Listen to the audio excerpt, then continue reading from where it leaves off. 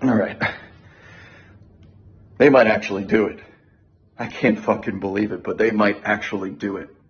And I want to lead off this video by discussing something Tom Thibodeau just pulled off in the fourth quarter first, before anything else. Going into the final period, Julius Randle and Mitchell Robinson are subbed out of the game, likely at the time for their extended rest. Julius Randle did not go back into the game in the fourth quarter, who was arguably one of, if not the most or best Knicks player this regular season, did not close the game when it was dead tight in the fourth. Mitchell Robinson did not come back in until the 3-minute mark left in the fourth quarter. Now, why was that? Let's start with Randle, who had been struggling tonight. He goes again, 3 of 10 from the floor in 27 minutes played. He hasn't had it this series, but the balls, the cojones, the huevos, in not putting him back out there. If it failed, it would have been the first thing that all Knicks fans looked at, but it worked out. Number two, with both teams in the bonus in what felt like the first 3 minutes of the fourth quarter, I am convinced, considering how the Knicks were shooting free throws and how we were grinding out in the half-court set, that the Cavaliers would have gone to a hack-a-shack strategy on Mitchell Robinson, who's a 40% free throw shooter, who's out there completely dominating Evan Mobley for the first 3 quarters of that game. If he gets the rebound, put him on the free throw line. Honestly, it's a great strategy. It would have worked, and it would have gotten the Cleveland Cavaliers free possessions with Mitchell Robinson's inability to get the rebound because he'd be shooting the free throw. So he's not put in the game. Isaiah Hartenstein, who can stretch the floor a little bit more, but you give some back on the interior above the rim, has how many blocks there in the first half of that fourth quarter? By himself on an island. Jarrett Allen, Donovan Mitchell, Darius Garland. The roll of the dice by Thibodeau and it paying off from a strategy perspective and going a little bit smaller, going a little bit riskier with the offense. Oh my God, I was watching this play out. I'm like, he's not going to put him back in. He's not going to put Randle and Mitchell back in. They're in the bonus. They could just have a parade to the free throw line with those two. And he rolled the dice on the bench guys that for the past 2 seasons, he has been reluctant to put in a Tuesday night game against the Houston Rockets.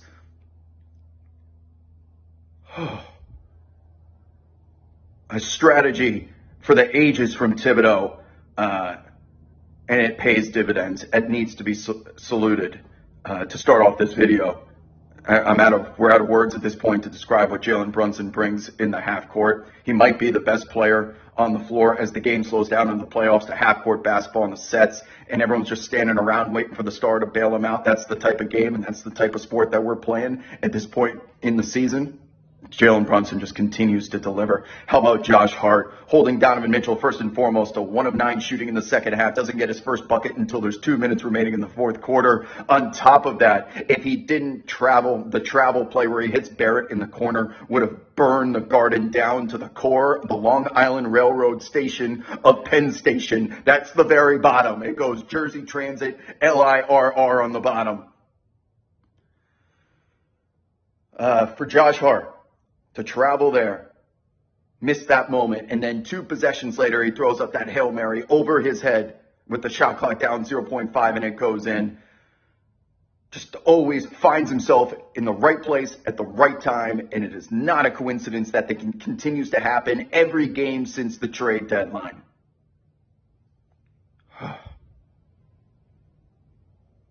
And before we get to the man of the hour, Mitchell Robinson, again, is owning Evan Mobley to the point that I'm starting to feel bad.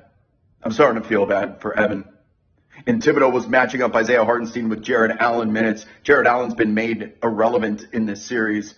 And watching Mitchell Robinson go 1-on-4 with these offensive rebounds, he got 5 of them in the first half alone and had 2 blocks. He finished with 7 offensive rebounds and the 2 blocks. But it's a no-fly zone up there. It's only allies in the air if you see a plane.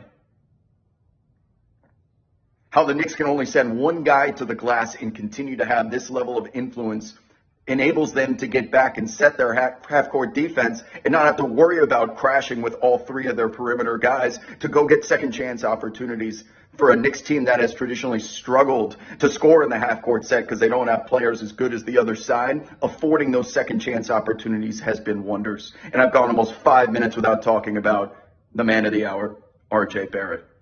who, once again, I thought a lot of the criticism leading up to this series was certainly deserved. I thought his jump shot had regressed to the mean. If the mean, you had to attach from the mean to even come back to it. I just don't know if it was ever that good. He did struggle from the free throw line tonight, but he made the ones that counted. He finishes 8 of 13. And for him to get to the rim the way that he did in the most dire of spots, then he hit the fadeaway out of the corner, for him to show poise down the stretch, the ball in his hands without Randle on the floor. We said it after game 3 that RJ Barrett's role moving forward was going to be supplementary offense for when either Jalen Brunson or Julius Randle does not bring it. That was again the case tonight with Julius Randle not only not bringing it, but not being on the floor completely, and RJ Barrett stepped right in there as if it was just a day ending in Y. And it most certainly has not been for a man who has struggled for a majority of the season, at least from the perimeter. But if he can get to that left hand, get inside, the consummate professional feels no pain, he feels no happiness, and watching that apathy play out on the basketball court leaves him level-headed, and he's always prepared to shoot. And you know what? He looks prepared for the moment.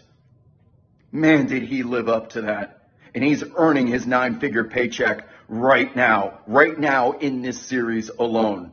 If he's gonna lay bricks during the regular season, but then have this in the playoffs, I'm completely fine living with it moving forward. If he wants to have the reputation as a postseason only type guy, fine by me.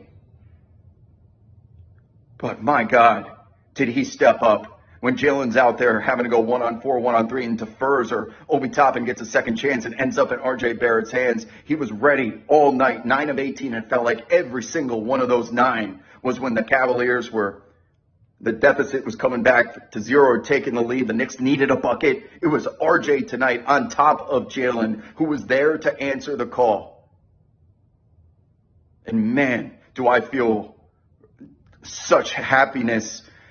And as a fan, seeing this finally get paid back to us. It's when you make an investment and you get your dividends back on Deuce McBride playing those super important minutes at the end of the first quarter, going into the second, end of the third quarter, putting in work before Garland started taking off there, work on Mitchell and Garland and keeping them attached to earth. How much time and effort it took for us fans, and probably himself, with his performances and being in the gym and the fans just dying. Please play McBride, because we know how good he is on the ball, on defense as an individual defender. And if you have a backcourt guard lighting you up, McBride can usually shut them down. And he was making life hell out there for them tonight, guys. Oh, to see that pay off. I want to Andy Dufresne when he breaks out of Shawshank. And I'm like, freedom for this man who has earned the chance, and to see it paid off, and for Thibodeau to finally trust him, to trust Obi Toppin. It has been so long of enduring those Evan Fournier, Taj Gibson minutes, because he only goes to the vets, and it takes time to get out of Thibodeau's doghouse just naturally, but we're there now. We're fucking there. And if for some reason the stars align that the Miami Heat win that series in the 1-8 matchup, it's going to start to feel like 1999 here very quickly. That the path may just, I don't know how to put it.